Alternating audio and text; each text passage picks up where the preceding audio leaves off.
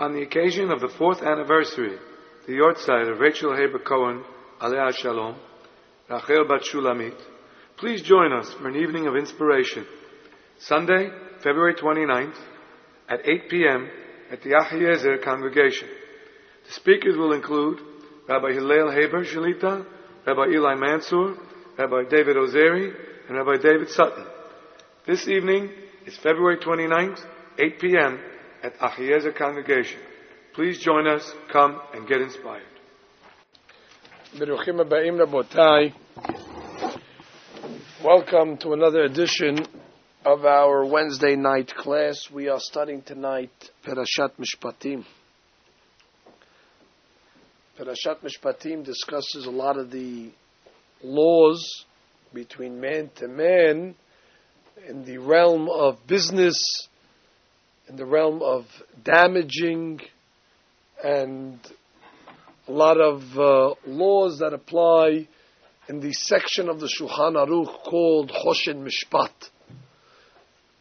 But the parasha begins with the word Ve'ele HaMishpatim. And these are the statutes. And these are the laws. Now we've said many times that in grammar it would be improper to start a sentence with the word and. That is the cardinal crime in grammar. So then what does the pasuk mean? Ve'ele hamishpatim. And these are the laws. This is a conjunctive phrase here. What is the Torah trying to connect? And what? What happened before this? So Rashi brings down from the Midrash, Ma harishonim misinai af elu misinai. That the Torah is coming to say, just like the laws that were said in last week's parasha, the 10 Commandments, nobody will argue. Those came from Sinai, Har Sinai. So too, and these are the laws, meaning, and these also came down from Sinai. Which means somebody might think that at Har Sinai, maybe we only got the 10 Commandments. So the Torah is telling us, no, we got much more on that day. Not only did God transmit to us the 10 Commandments, but ve'ele, and these also, all the laws of damages, all business law, and all the laws between man to man, they also were delivered on that day at Sinai. Hence, ve'ele hamishpatim. There's a connection. But maybe we can say even a deeper idea that the Torah is trying to convey to us. When we think about Torah, or when we think about Judaism, religion, most of us think about the rituals and the ceremonies that our religion has for us. We think about shaking a lulav on Sukkot, eating matzah on Pesach, wearing tefillin every day, blowing the shofar on Rosh Hashanah, not wearing shatnez, woolen, linen mixtures together. That's the Torah. It's the laws, the para adumah, the red cow, the laws of tum'ah v'tahara, purity and contamination. This is Torah. We don't look at maybe business law as religion. You don't need a religion for business law. Every society has their version of laws in order to prevent anarchy or chaos erupting in society, in order that a society should not disintegrate in bedlam. Society makes laws. Even a dictatorship has certain laws that are drafted by men. They sit in a Congress or a different body, and they legislate laws. So when it comes to court systems, and it comes to legislation, we don't usually think that that is a religious area. That's maybe in the secular realm. For example, even in our country, we have so-called prestigious colleges and universities, that their expertise is in teaching laws of damages, laws of property, laws between man and man. There's a college in Pennsylvania called Wharton, one of the biggest business colleges in the country. But every college, you have NYU Business, you have Harvard Business. So when we think of business law in those terms, you say, this got nothing to do with Torah now. Our Constitution, isn't it filled with laws? We have John Hancock, we have all the other people that signed that famous document, and we have a bunch of senators and a bunch of congressmen in the House of Representatives all day long with their thumbs going up and down trying to figure out what the law means, what's the pshat in what George Washington's hadush was, and they're going back and forth, having a whole pilpul, like a kollel they have, studying American law. And we hear concepts, the law of the land. There is a court system in this country. There's a Supreme Court. There's justices. As a matter of fact, the Rambam writes that it is incumbent upon Goyim to set up a court system. They have 7 mitzvot, and one of the 7 is to establish a system of laws. The Torah doesn't tell them what their laws should be. That's up to them. They have a flexibility to make up a certain sense of equity, equality, fairness, rules, regulations. That's mandated by the Torah. The Goyim must follow the 7 mitzvot, one of them being setting up a court system. As a matter of fact, the Rambam writes in his Hilchot Melachim that, if you remember the episode in the Torah when Shimon and Levi, they wiped out the city of Shechem. They killed the men in Shechem after the leader of that town, who's also named Shechem, the son of Hamor. He himself was a Hamor. When he raped Dinah, the daughter of Yaakov. So it's a Shimon and Levi came in on the 3rd day after circumcision, and they wiped out the whole town. The Rambam says, do you think that they were murdering innocent people? Certainly not. Everybody in that town says that Rambam was guilty. Of what crime? Of not setting up a court system to judge Shechem. Shechem got away with a crime. According to the 7 laws of Noah, he was not allowed to do that to Dinah. And nobody judged him. There should have been a court system set up. They should have put this man on trial. They should have put a certain penalty on him. But they didn't. So everybody was in contempt of one of the 7 mitzvot b'nei Noah, not judging and setting up a court system in order to penalize people that commit crimes. So again, Shechem should have had a court system. Our country does have a court system. We might fall into a mistake.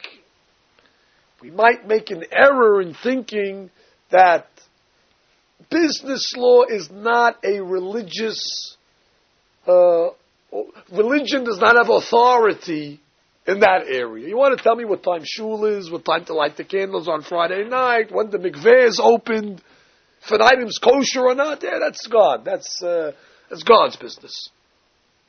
But law? There we have professors in Wharton for that. We have economists in Washington for that. We have books. Many of you went to school. You received books in college. Business law. We have textbooks already defining right and wrong, what's proper and what's not. Go to the library today. You can buy books or borrow books on business ethic. And you can borrow books on a wide gamut that will include a lot of laws that are interpersonal, that apply to man. And that's why the Torah has to come and tell you, oh, that's a mistake. That's a mistake. Our law was not devised from human beings. It was not created on a college campus, nor was it ratified by a Congress, nor was it pondered upon by justices in Washington. Our law is divine. Business law was given by God to Moshe at Sinai. And just as the ritual part of our law came from Sinai, so too did the laws of damages and the laws of business and the laws of property. That is just as much Torah as all the other ceremonies. Just as much as blowing a shofar or shaking a lulav or eating matzah. Everybody would agree, that's religion. That's mitzvot. Mishpatim, the statutes that we have, that are written in the section of Shulchan Aruch called Hoshed Mishpat, that is divine, given by God Himself at Sinai. Hence, ve'ele. And that's what separates us from the Goyim. We say a pasuk every morning, Lo asachen lechol goy, u'mishpatim bal yeda'um. Hallelujah. King David praises God and says, Lo asachen lechol goy. God did not do this to all the Goyim. He did not offer them laws. They had the right to legislate for themselves what they feel is right and wrong. Umishpatim, and their statutes, bal yeda'um. They lack depth. They lack the divine wisdom. They lack that understanding of godliness that is invested in all our halachot. Yes, in war, they might teach business law, but our business law must be taught out of a chumash. Our business law must be taught out of a Talmud.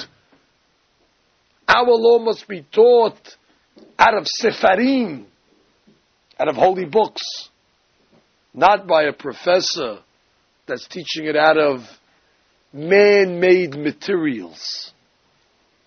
Our business law has no man-made materials. It's all natural. It all comes from Borei Olam. Hence, there's a major difference between our system and their system. In our system, the courtroom is holy. A bet din is a makom kadosh. It's a holy place. Gemara Shabbat says the judges enter a courtroom with a talet over their head, like they enter synagogue as if they're praying the Amidah. And they sit with fear and trepidation because the Shekhinah, the divine providence, rests in Bet Din. It's not a courtroom. By the nations of the world, a courtroom is a public arena where people get up. There's no privacy even today in the courtroom. Today a courtroom becomes a public spectacle. Lavdil, they have court television where you're able to watch the proceedings that take place in these courtrooms. They have television shows of judges sitting in court, and you hear the lack of seriousness that takes place in the courtroom. But to us, the courtroom is a ritual. When one comes in front of a rabbi to litigate, it's like coming in front of Shekhinah, because the rabbi that's giving the answer is bringing it down from Shamayim. He is giving you the word of God. It's like a lady coming and asking, is the chicken kosher or not? Nobody doubts that that's divine. When you come along and say, is this money kosher or not? That answer is just as divine, because it emanates from the same source. Ma elu mesinai, af elu mesinai.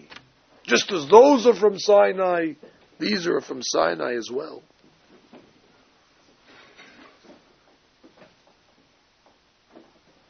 There's another distinction between our laws, our Mishpatim, our system. If you remember last week, we read how Yitro gave advice to Moshe. He told him that he's doing it all wrong. One man cannot manage the entire nation. He's going to wear himself out. So in typical father-in-law fashion, he gives his son-in-law a piece of his mind, advice. He says, you have to set up middle management. You need help to judge the people. And he tells Moshe, V'haya davar gadol yaviu elecha. The big cases, you'll judge. Let the smaller cases be judged by the lower courts, and the big cases, you'll judge. Moshe Rabbeinu accepts the advice of his father-in-law, but he tweaks it. He makes a little adjustment. And Moshe Rabbeinu says, as it's repeated in the Torah, Et hadavar hakasheh yaviu el Moshe. Moshe replaces the word gadol with kasheh. In Yitro's mind, a big case is a big monetary case. You know, somebody that comes to court, $100 million, oh, this is already gadol. So he's telling Moshe, the high-profile cases, so then you'll get, the big corporate cases where there's a lot of money going back and forth, the major league big cases, the big payout cases, you'll get. The small cases, small court, business, small business, whatever they call it, small claims court, you give to the other people. Moshe Rabbeinu says, no, Moshe, you're making a mistake. In our religion, there's no such thing as a big case and a small case. Din peruta kedin me'ah. A case where the stakes are a penny is just as important if the stakes are $100 million. We don't judge the weight of a case based on how much money is involved. Yes, we judge cases in kasher or kal,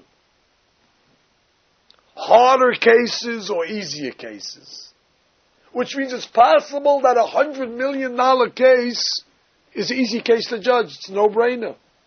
And then you can have a case where there's arguing about $2.40, but it's a hard case. It involves halakha, it involves details, it involves a mahloket. So Moshe Rabbeinu is trying to say, unlike the nations of the world, that to them, justice is only considered important if it's a lot of money involved.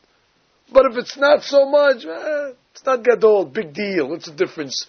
Who gets it, who doesn't get it? We say no. If a person's coming to fight over a stamp,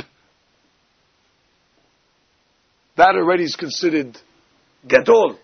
It might not be kasher, it might be easy to judge, but it's gadol. We don't minimize that case.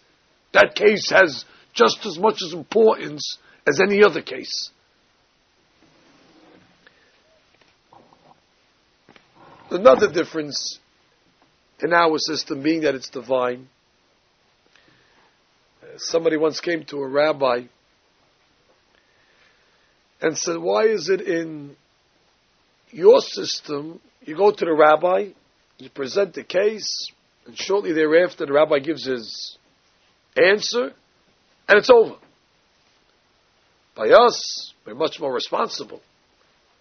There's proceedings, and the proceedings last for weeks sometimes, and then the jury's out, and finally when they give a verdict, there's always an appeal in order to make sure that it's right. We take our time in judgment.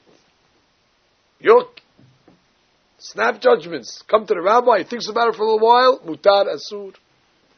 So he said, isn't our system a little better? So the rabbi answered him. He said, Mashal, I'll give you an analogy. There was once a wolf that was in the field, and he came across a sheep. So he snatched the sheep, and he's about to eat it. All of a sudden the lion shows up. And the lion says, hey, time out. I'm the king of the jungle. Everything belongs to me, eminent domain. Hand it over. The wolf says, hey, it's not so fast. I got this myself. I worked for this over here. I deserve it. So the wolf and the lion got into a little mahloket, a little fight. So they decided to go to court. Who do they pick as the judge? The fox. So they go to the fox, they tell him the case. The fox says, listen, you both have good claims. I mean, after all, the wolf, you did, sacrifice you risked your life to get the sheep over here. He really does belong to you, but on the other hand, he's got a claim also. He's the king. It's got to be somewhere we can meet over here. You know what? We'll split it. 50-50. Okay, we'll split it. So the fox is fine. Let me just split it so it's fair. So the fox starts to split the animal in half, and he notices that one of the sides is a little bigger than the other. So he nibbles a little of the meat in order to even it out, but it ended up happening, he nibbled so much that the other side was bigger now. So he had to start eating from the other side to balance it out, but he ate a little too much, the other side was bigger. So he kept on nibbling from one side to the other side until, in a matter of a couple of minutes, he ate the whole animal. And then the lion and the fox and lion and the wolf, what happened to the animal? Sorry. In trying to be fair, I ate the whole animal. And the rabbi said, your system entails greediness of lawyers. Here you have people that were coming on a simple case for a small amount of money. And the proceedings, they go on, and the nibbling of the lawyers, they take a little over here, and the next day a little more over there. And then they figured out another way to continue eating your money by making appeal cases. They come again with high lawyers. And a case which, let's say, was only $50,000 of money turns into hundreds of thousands of dollars in lawyer fees. Our system is not about greed. It's not about avarice. It's not about selfishness. We go to a hacham. We present them the case. We don't have a clock ticking, charging hours in order that somebody can become rich, in order to get justice, that somebody should make money on the count of Mishpat. Our judgment is said from Borei Olam through a Tamid Hakam in a fair way, and your way is done in a drawn-out fashion in order to make the lawyers wealthy. Hence, that is not such a fair system. That's a system that's based, as I said, on greed.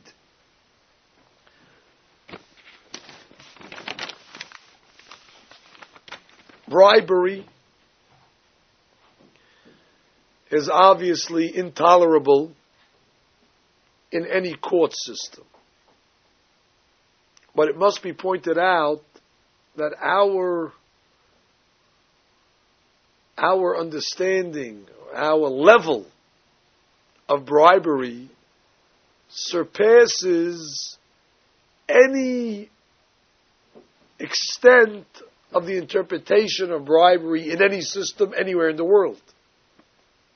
Our understanding of bribery is not only limited to when you go to the judge and you grease his palms with an outright bribe. That's clear. The Gemara tells a story of a rabbi called Rabbi Ishmael ben Elisha. Rabbi Ishmael ben Elisha was a Kohen. A fellow once came to him and presented him Reshit HaGez. That's the first shearings. The first shearings of wool that the Kohen is entitled to. It's a gift that the Kohen gets. Rabbi Ishmael says, where do you come from? He says, well, I come from a far-off city.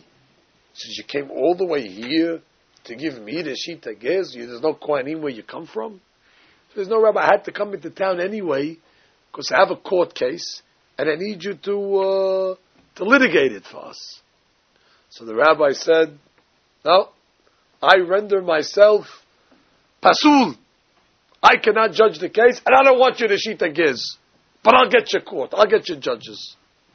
He gets some judges, they sit down, and they're judging the case. And the rabbi, the Mishpatim, is listening to the proceedings. He's not judging it.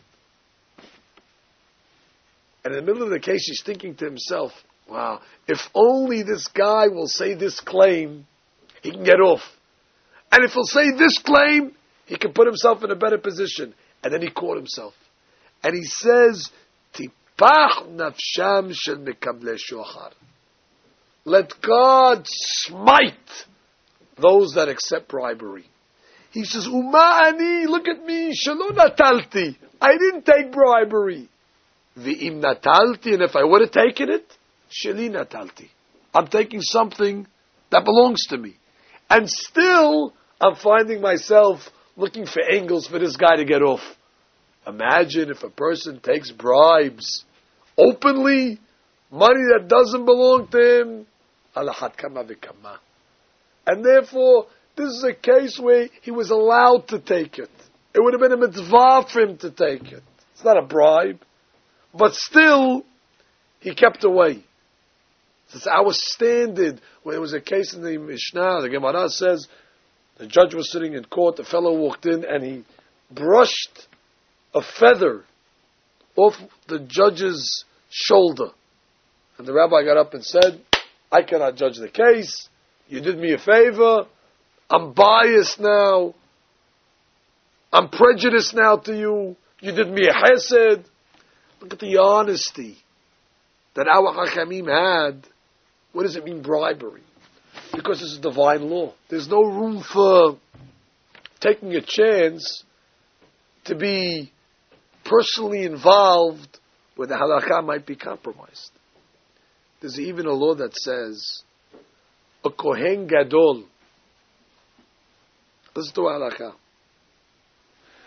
A kohen gadol is not allowed to sit on the panel of rabbis that decide leap years. Without confusing you, every so often we have an adjustment in our calendar where we add an extra month. I'm not talking about February 29th over here. We're talking about the second Adar. You know, we have Adar Aleph, Adar Bet, 13 months in the lunar calendar. Now, today it's basically done by a formula. But in the olden days, to make a leap year, you needed to take 7 of the greatest rabbis, and they would sit in an attic in seclusion, and they'd rack their brains with all mathematical calculations and halachic decisions, deciding whether or not they should make a leap year.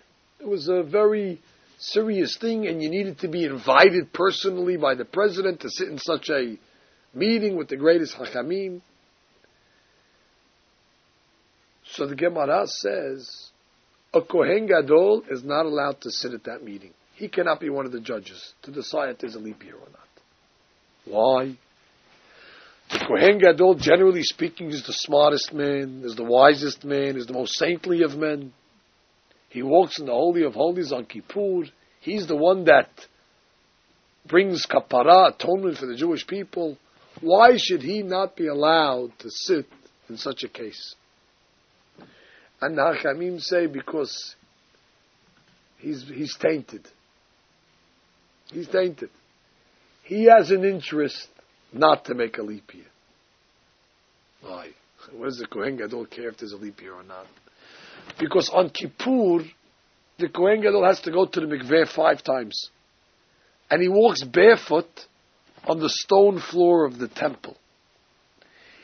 It's to his advantage if the holidays come out early, closer to the summer. So it'll be warm. So when he comes out of the mikveh on Kippur, he's not freezing. But if you make a leap year, what happens? The holidays come out late. So now Kippur is going to be in the middle of October. It's freezing. So therefore the Kohen Gadol cannot be totally pure in making a decision because there's an advantage to him. Look how technical, look how careful the Hachamim were that only the most pure, the most straight, the most unaffected, untainted, unbiased, uncolored judges can give rulings. Even a Kohen Gadol that has a small advantage of a couple of degrees when he comes out of the mikveh, that's considered a bribe. And therefore he's pasul. But it goes even much further. We talk about how lucky we are to have a divine law. There's a law in the Parashat that says like this.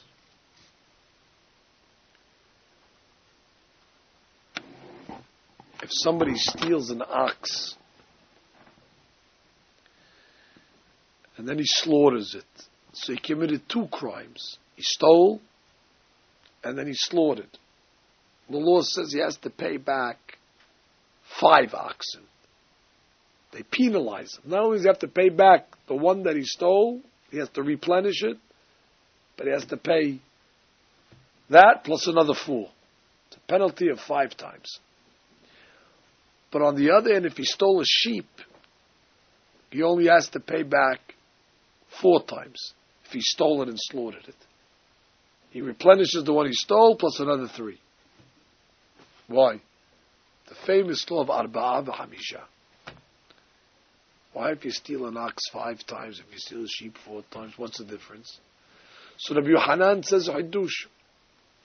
He says, because it entails more embarrassment to steal a sheep.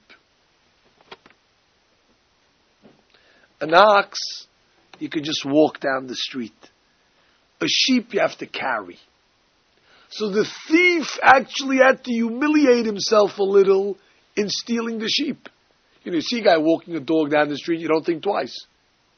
You see a guy carrying a dog down the street, you say, oh, what's going on over there? It's foolish. So the guy to steal the sheep had to lift the sheep up and run. So the guy's walking down, running down Ocean Parkway with a sheep in his hand, you say, what? It's a character. So they take that into consideration. Look at this. The dignity of the thief is taken into consideration, so he only has to pay back 4 times. They mitigate his judgment based on the dignity factor. If it was up to me, I say a thief has no dignity. We didn't ask you to steal. You went on your own and you chose to steal a sheep. And therefore, you embarrassed yourself. We have to take into calculation your feelings. You're a thug. You're a gangster. You're a bum. You're a lowlife. We have to take into consideration that he was a little embarrassed. We have a hard time maybe digesting or translating sheep and oxes. You have a retail store. Now it becomes a little more understandable. You sell auto parts. Guy comes in, he steals some spark plugs. Puts them in his pocket, walks out, you catch him, he has to pay. Another guy walks in, he steals a radial tire. So he's walking in the street with a donut around his head. He's walking through the subways carrying a tire, radial tire. Now, it's a little embarrassing. Everybody's looking at the guy. This guy's crazy guy walking around with a tire in his hand. What's he doing, this guy? Now, if we're the owner of the store, we don't take that in consideration. You're a thief. Press charges, make the guy pay the full measure. Rightfully so. I asked you to steal a tire. I asked you to embarrass yourself. But the Torah, in its sensitivity to human dignity, because it's not the Mishpat of the Goyim. It's a deep law, Mishpatim al Yadaon.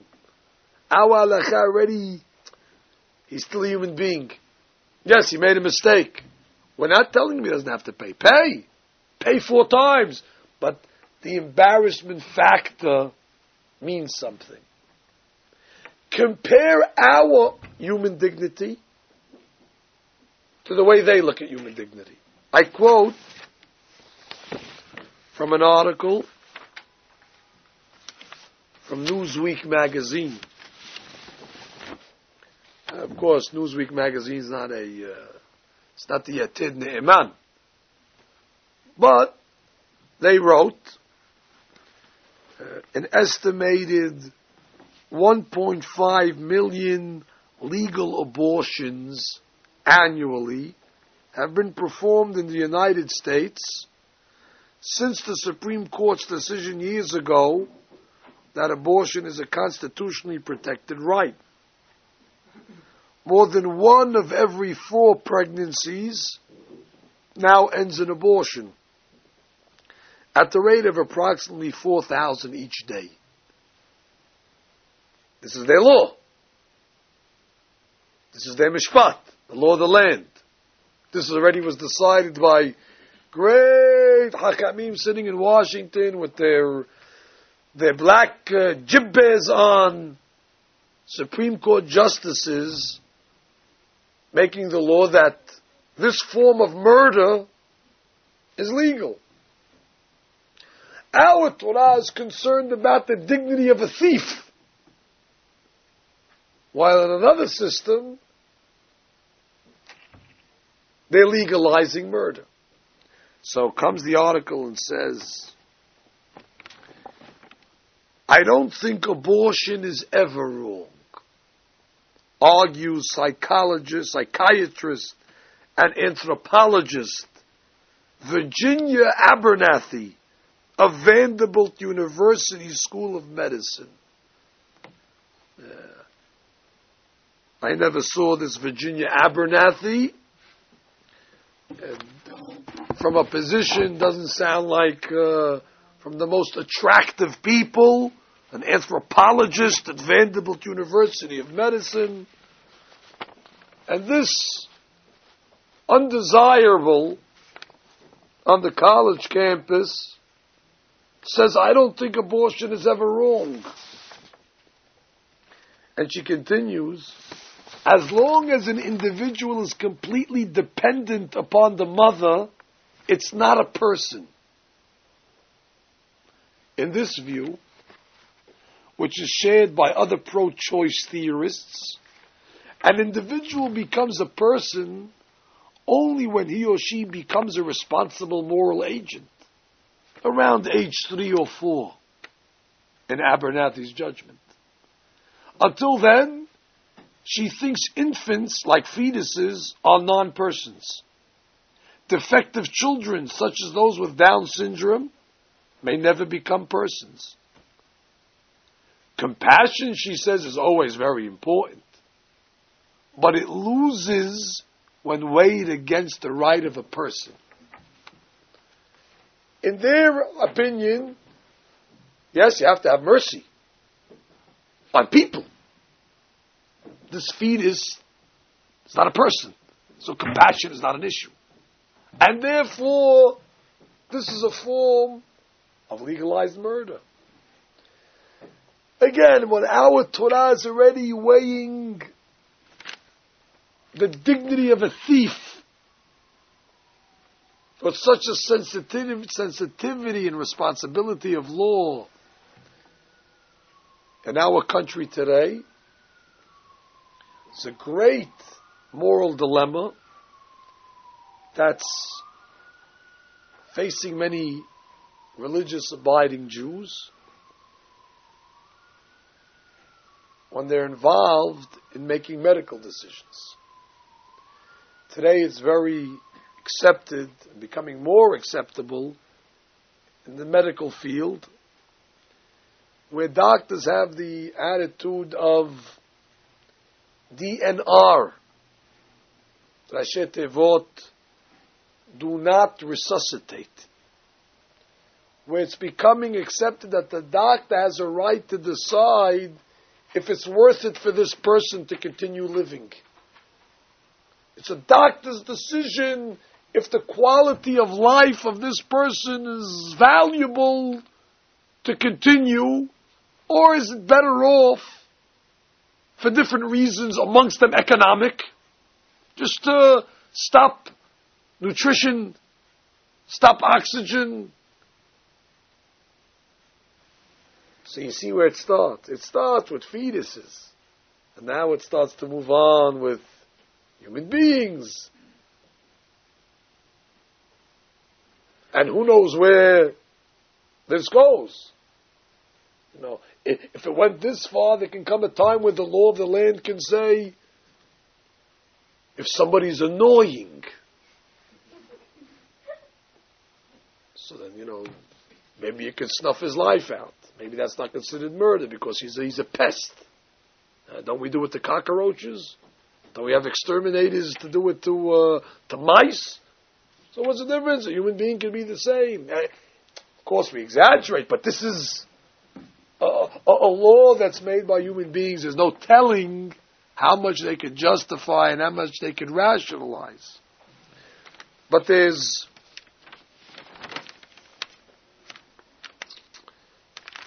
another point that I want to mention tonight, with your permission. Something that really is unique and actually exclusive to Jewish law. And that is the concept of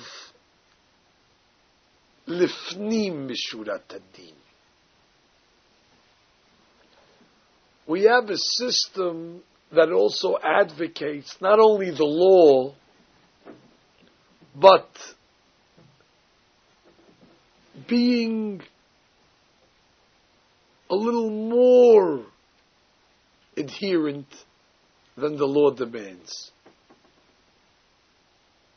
Not always being a stickler of what your rights are, but the concept of going above the law. Not always demanding your rights. There's a concept in Judaism of foregoing your rights even when you're right. Even when the law sides with you, but okay, leave it. Let him have it. I'm not saying always, and I'm not saying in all cases, but it's a concept. It's built into the system. It's the lifnim mishurat ad-din. It's beyond the letter of the law. It's not always, what did the halakha say? Show me the book. Mutar, asur. Put the book away. Close the books. Sometimes there's beyond the letter of the law. Now, I'll give you the classic example from the Talmud, where this was used. There was a rabbi, the Gemara Baba Metziah, Daf Pegimal says, there was a rabbi called Rabbi bar Rav Huna.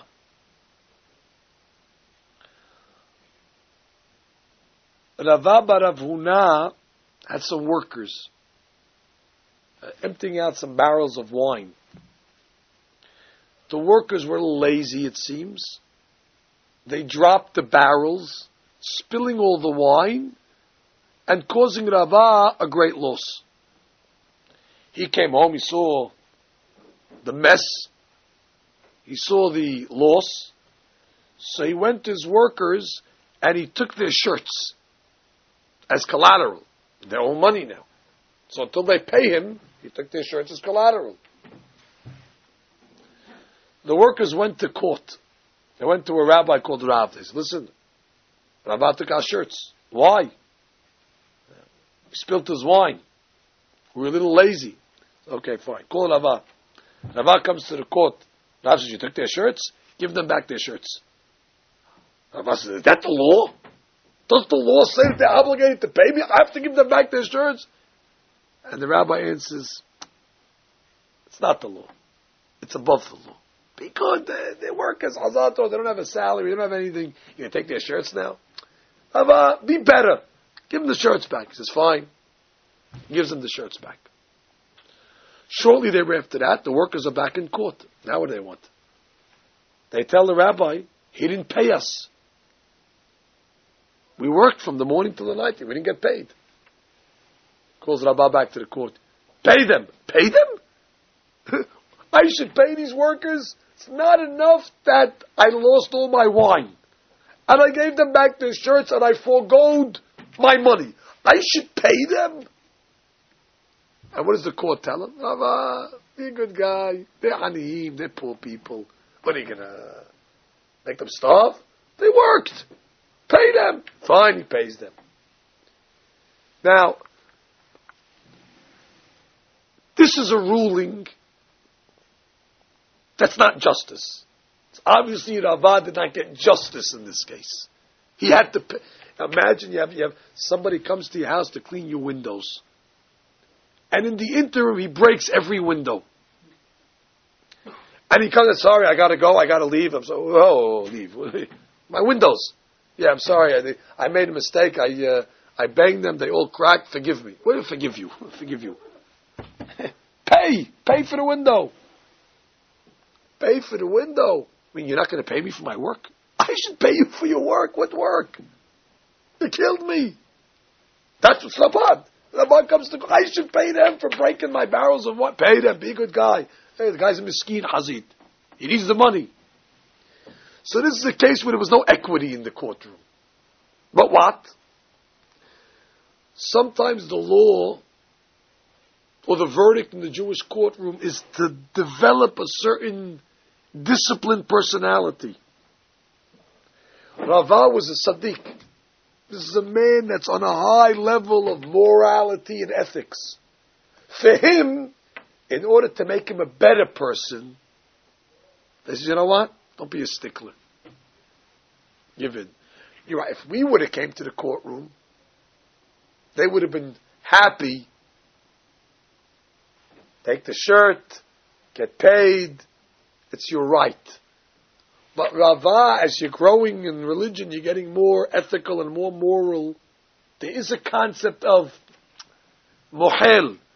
Forgive the guy. Don't stand on your rights. Look at the law. The law is so, call it a flexibility in the law that's able to discipline every level.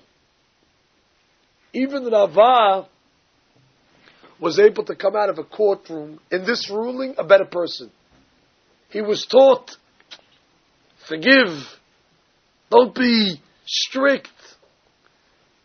The Hakamim tell us that in the time of the destruction of the first Beit HaMikdash, there was actually 3 sins that they committed.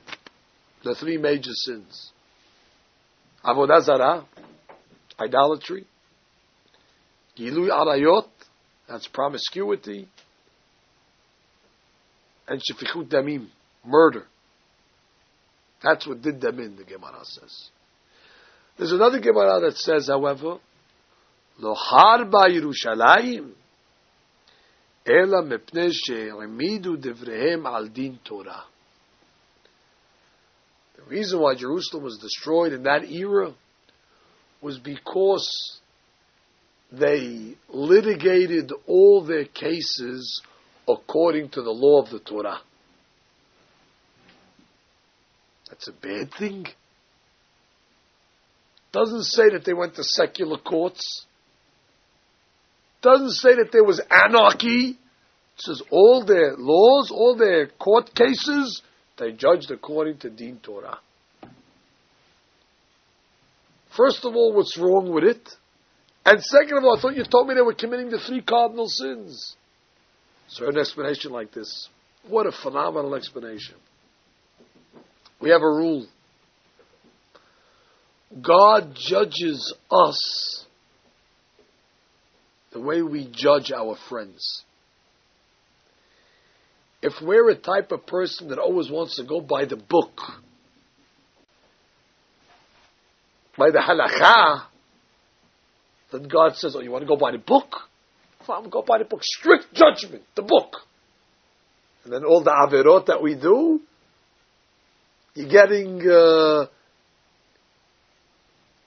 it's like in the hotel, you're paying the full rate that's written on the back of the door. You know, there's no discount. You're paying full price, because that's how you go with the book. But if you're a type of guy that says, close the book, leave the book, you know what? Let him go. Then God already says, oh, you don't go with the books? So now already we'll close the book of full value, and we'll judge you a little easier. Neighbors have to know this rule. How many arguments between neighbors that are going to live together for the next 50 years, and they're arguing about inches. The fence is 1 inch this way, 1 inch that. Something that would make no difference, but it's just the principle, the halakha, it's on my property.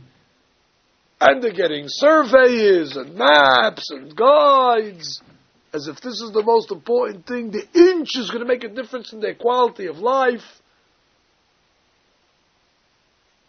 And they could be right. But for this, you're driving a neighbor crazy. For this already, you're making a mahloket. Yeah, we know you're right. Be better than the law. Give in sometimes. You know, the famous claim of a neighbor, everybody thinks that the sun belongs to them. Therefore, if somebody comes and builds a 3rd floor, hey, took my son.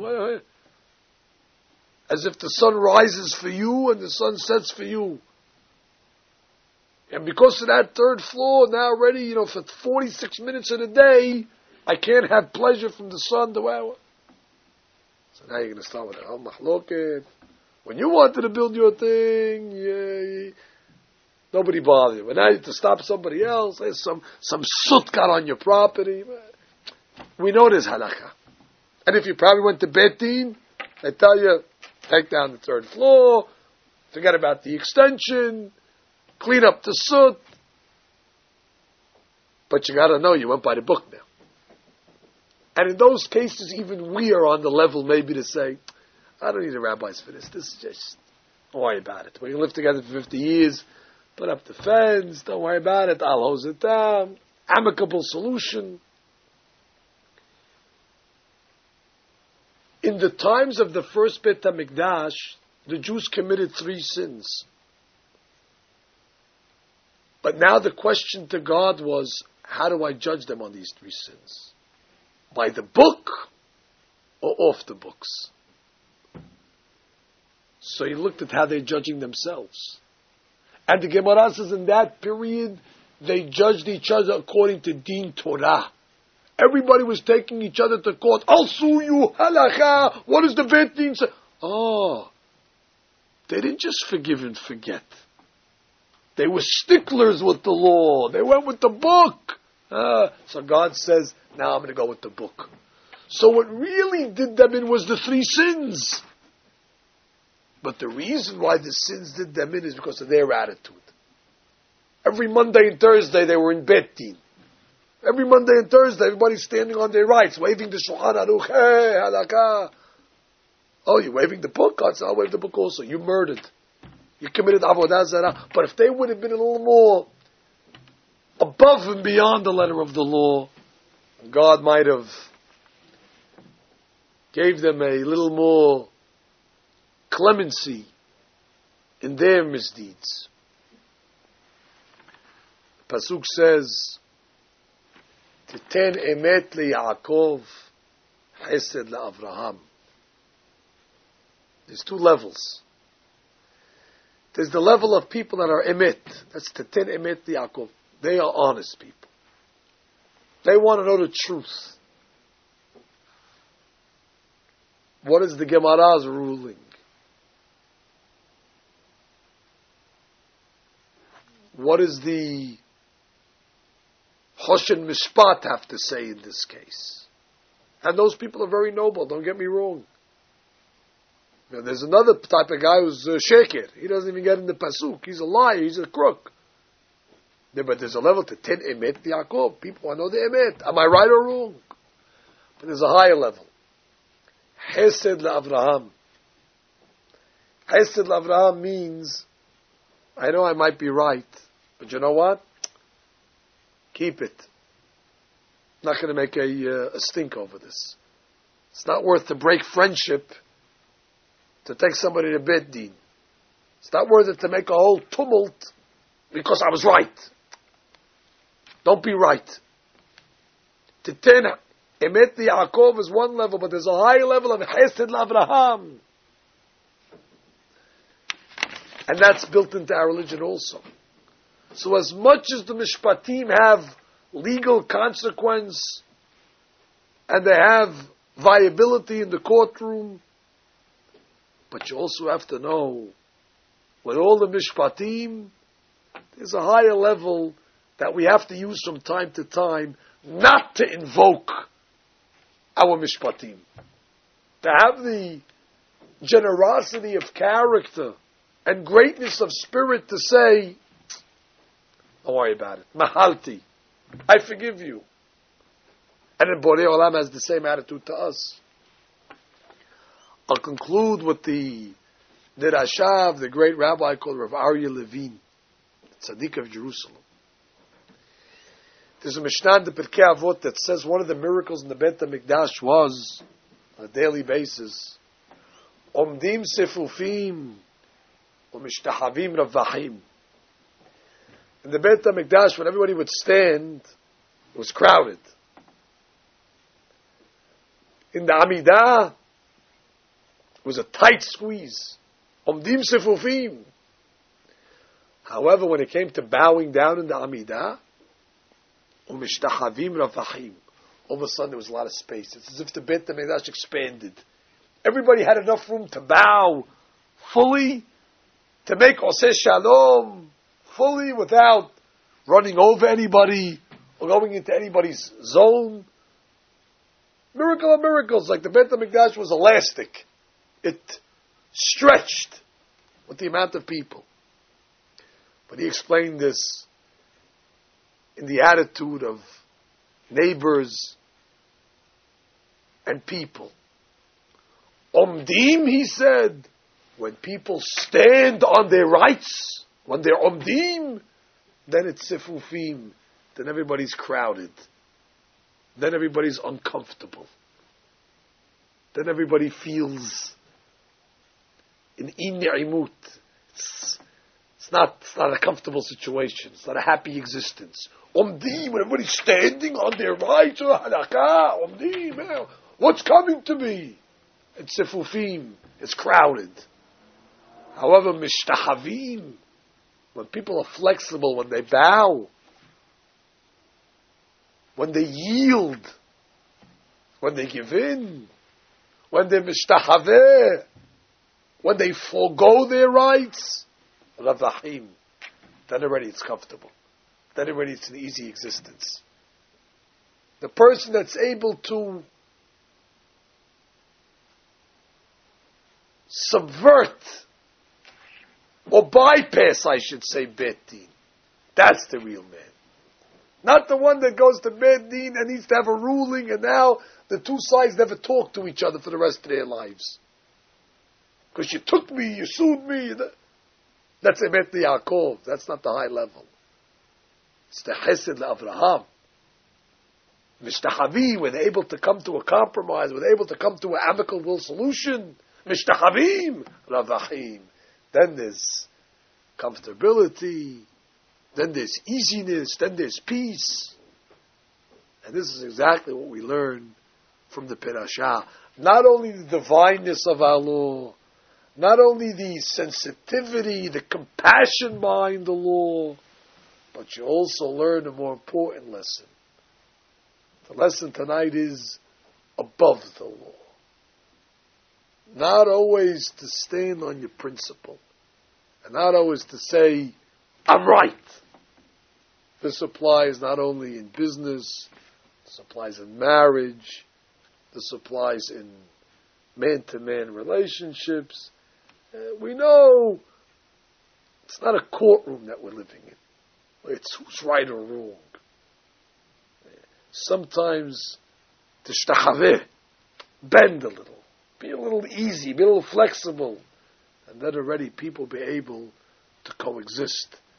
This is what we say in the pasuk, Lo al sachen lechol goy. The Goyim don't have this.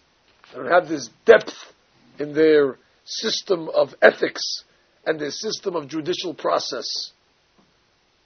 They're already legalizing murder, whether it's an abortion or euthanasia, as they call death with dignity. They promote the most perverse lifestyles, legalizing marriages of perverts. Mishpatim al yada'um. Their laws are bankrupt. Their laws are hollow. Their laws are empty. But they're not commanded any more than that. The 7 mitzvot just demand them, make a court system, but legislate as you wish. And David HaMelech says, Hallelujah, praise God that we have no part of that system.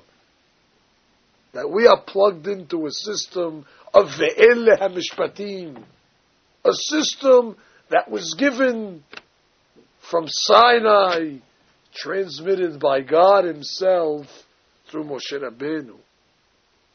Our system is a ritual, it's a ceremony. And that is exactly the lesson of Mishpatim. The law and the Lifnim Mishurat Adin, which we discussed, the beyond the letter of the law. Yiratzon, we should understand these concepts. We should use the Mishpatim, not to go to Wharton or the foreign books. They might be interesting to read, but when it comes to the bottom line, is the Hoshen Mishpat that decides. And for those that are on the higher level, they even put Hoshen Mishpat sometimes on the side, and they just do what's proper and what's right, and what's Ravahim, which is comfortable for people to coexist. V'a'imet v'ashalom ehavu. Baruch Adonai le'olam. Amen ve'amen. Rabbi Hananiah Mekasho, amen. Atzach Baruch Hashem Yisrael. Vika, Kerbonon Shreimar, Chafetz Matutko, V'torah v'yadir.